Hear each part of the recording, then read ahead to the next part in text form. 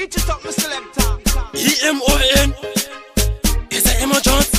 Twala them, EM2. Yama selector siya. Kamwe vare kochi, Johnzi wapera.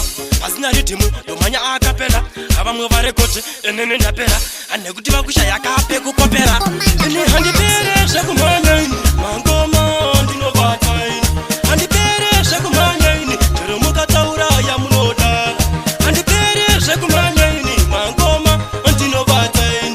Handi pere shakumanya, teremuka taura ya munoda. Kambutana nezangu ndukuka hapa mupini. Kamwe kacho ndoka ibira kainini. Kamwe kacho nchatoka pesa. Asiri negoseri inichaka wachisa. Kana ugeto ininda kufarisa. Avese varongoti emotions mkazi wasado. Kana yuochi achimwe chongado. Akundikopera aunenkwasha eko. Eli handi pere shakumanya. Mangoma ndino vatai. Handi pere shakumanya. Teremuka taura ya munoda. Handi pere shakumanya. Mangoma ndino vatai. Handi pere shakumanya. Teremuka taura ya munoda. Ndivengera chipo handi pere sesipo. Uye handi penge kutangunga shinzo. Utondivengera kwangu kukona itarenda handi kumukopere. Biri yangu yava kutangunga ya maimeri. Inindo kuwachisa seri nekuseri. Handi tsokere kumashure nekuti handi ziperi. Boramba njekavira bora beri beri. Eli handi pere shakumanya. Mangoma ndino vatai. Handi pere shakumanya. Teremuka taura ya munoda. Handi pere shakumanya. Mangoma ndino vatai.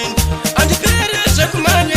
Teremuka taura ya munoda. Kambutana nezangu ndukuka hapa mupini. Kamwe kacho ndoka ibira kainini. Kamwe kacho nchatoka pesa. Asiri negoseri inichaka wachisa. Kana ugeto ininda kufarisa. Avese varongoti emotions mkazi wasado. Kana yuochi achimwe chongado. Akundikopera aunenkwasha eko. Eli handi pere shakumanya. Mangoma ndino vatai. Handi pere shakumanya. Teremuka taura ya munoda. Handi pere shakumanya. Mangoma ndino vatai. Handi pere shakumanya. Teremuka taura ya munoda. Ndivengera chipo handi pere sesipo. Uye handi penge kutangunga shinzo. Utondivengera kwangu kukona itarenda handi kumukopere. Biri yangu yava kutangunga ya maimeri. Inindo kuwachisa seri nekuseri. Handi tsokere kumashure nekuti handi ziperi. Doramba njekavira bora beri beri. Eli handi pere shakumanya.